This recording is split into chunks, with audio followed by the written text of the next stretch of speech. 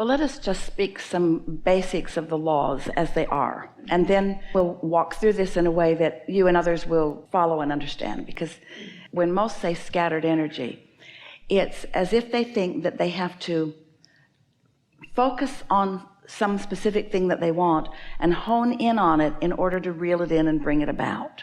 And so they think their energy's scattered. They're thinking about too many things, and it's kind of like if you've got a lot of things to do and you're trying to do so many things, then you jack of all trades and master of none is sort of the human sentiment about that. And we want to make it very clear that it's not scattered energy, it's contradictory energy. Only a thought about something and a thought in opposition of it that ever slows it down or puts resistance in it.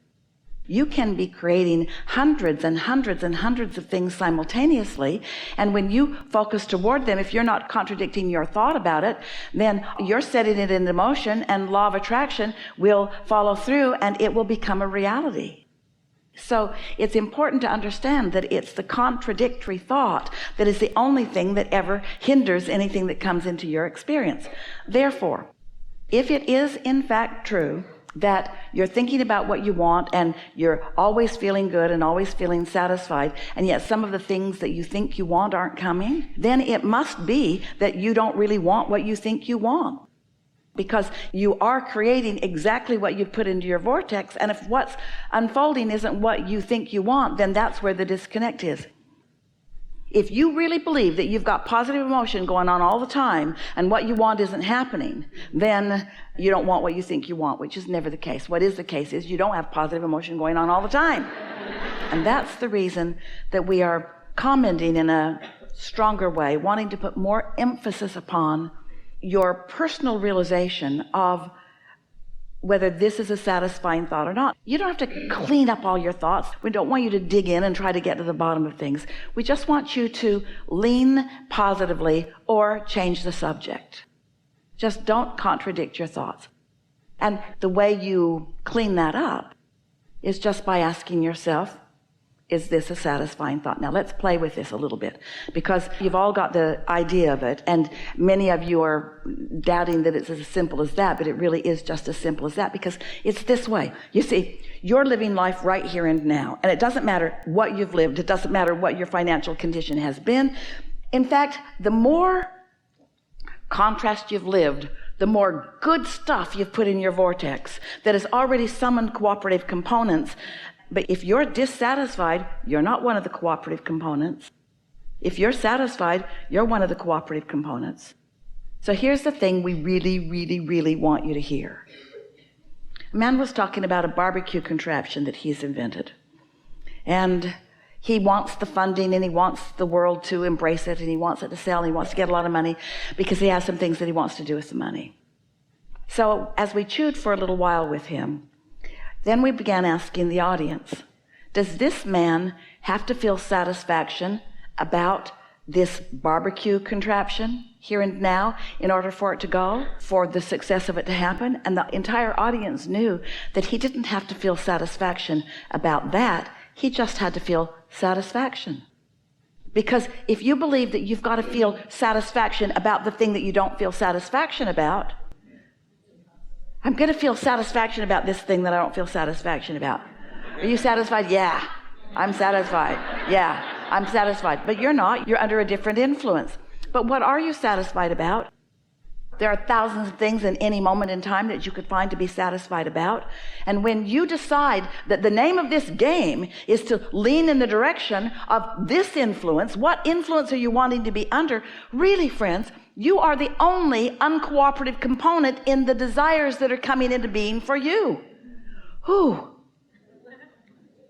Little by little, you said, I'd like that, I prefer that, I'd prefer that. Law of attraction gathered them as cooperative components. And you know what? All of your desires, hear this, all of your desires are cooperating with each other. Source, law of attraction, have gathered them. These cooperative components are there. When you're dissatisfied, you're not one of the cooperative components. So you can't be in a place where you can receive the impulse or the train of thought that will lead you to where you want to be.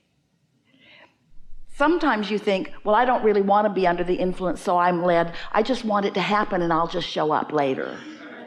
And we say, well, that's the biggest flaw that most humans believe. You are creators and you want to create, and the only satisfaction you're ever feeling is when you have asked for something and you're letting yourself move toward it. You've got to be under that influence and moving toward the magnificent things that you put into your vortex little by little, or you cannot feel satisfaction. So if you decide that you're going to win the lottery and you can't conceive of that, and you know the odds of that, and so your own thoughts are working against, that's what you're calling scattering of thoughts. And that's what we're calling contradictory thoughts to what you desire. We think winning the lottery could be a very satisfying thing. We're not trying to get you to not want the things that you want. We're just showing you how you get there. Here's the thing. When you live life and it causes you to create preferences, to identify preferences, and then your preferences gather together and there's a magnificent unfolding. If you can manage to stay in a state of satisfaction just because thought by thought you're catching it when the first dissatisfaction happens and you don't let it take hold, the advantage that law of attraction brings you that is most discernible to you, most palpable, most present, is the gift. We'll just use that word, the gift of good timing. Because when you're tuned in, tapped in, turned on, because you're not doing that thing you do that keeps you from being, then you rendezvous in more timely things with thoughts about past, present, or future, with thoughts that are beneficial, and with impulses that are beneficial, and with others who are beneficial, and with experiences that are beneficial. And that's what a satisfying life is. You can't have an unhappy journey on the way to a happy ending. It just doesn't happen. It's happy, happy, happy, happy, happy, happy. We could even say it feels really good, really good, really good, gooder, gooder, gooder, gooder, gooder, gooder. And of course, we agree with all of you about this. The explosion into the manifestation, that's the brink that you all want to be upon. And that's the moment in time that you feel the most exhilaration. In other words, manifestation matters. You're here in this physical time and space because you are creators into the physical. Thoughts are turning to things, and you want thoughts to turn to things. But as humans, you've become so enamored with that moment when the thoughts turn to the things, and you're so enamored with the things that you forget about the deliciousness of the journey, which is the only reason that these things ever exist. They're the final product of this joyous journey, and your life is about the joyous journey, not about the product. You are creators who are creating. And you are also the creation. You are the happy being. That's the creation. And you are in your happiness creating. Are you getting the sense of what we're talking about? There's so many people that just want to fast forward. Just give me the goods. Just give me the goods and then I'll be happy. And we say, you'll be happy thinking about them. You'll be happy identifying them. You'll be happy moving toward them. You'll feel satisfaction as you gain more clarity. You'll feel satisfaction as more people co-create with you. You'll feel satisfaction as the ideas get bigger and funner and fuller and faster. You'll have more fun as more cooperative components join the game that you are in the process of. In other words, that's what it's all about. It's about the joyous journey. You don't have to change your contradictory thoughts. Just don't keep thinking them.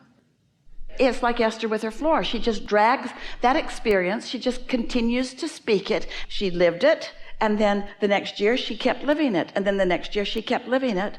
And then the next year she kept living it. And 10 years later, she's standing here living it. And she could have left it behind 10 years ago. But because she's like most humans, looking at the floor is easier than finding a satisfying thought. And so when she's not there, she takes her attention away from it.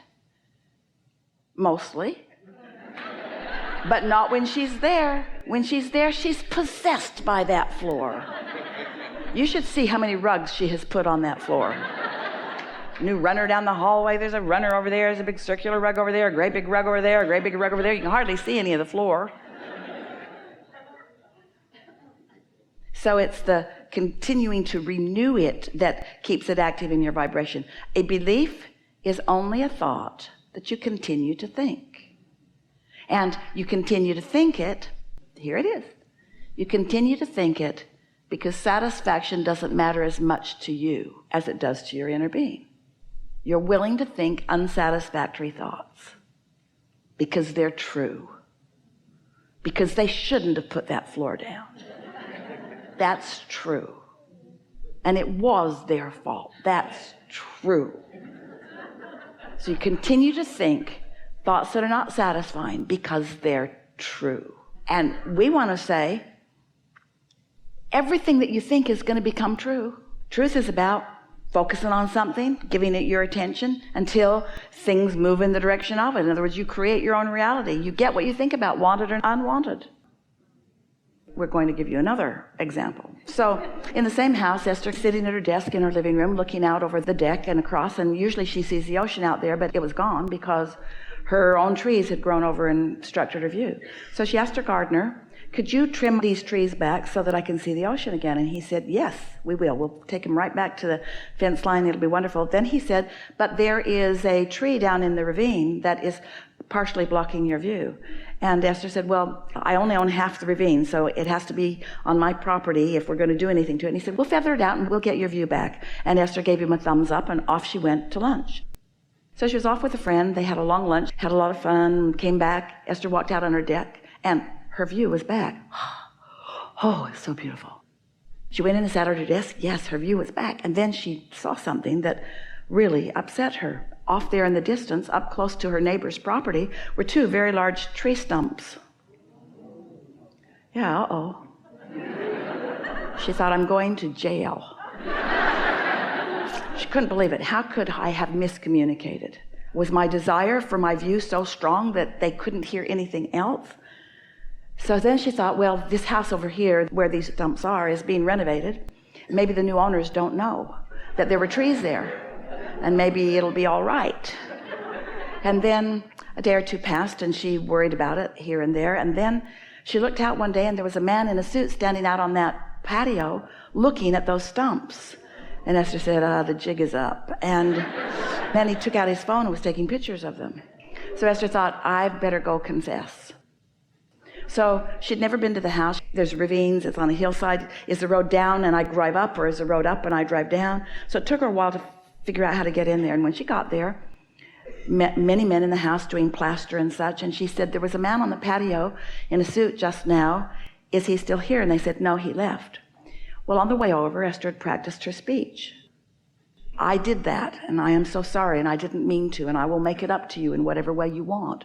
I'll replace the trees, or I'll plant your whole yard. Whatever makes that all right, I want to do it. I am so sorry. But he wasn't there, so she didn't deliver her speech.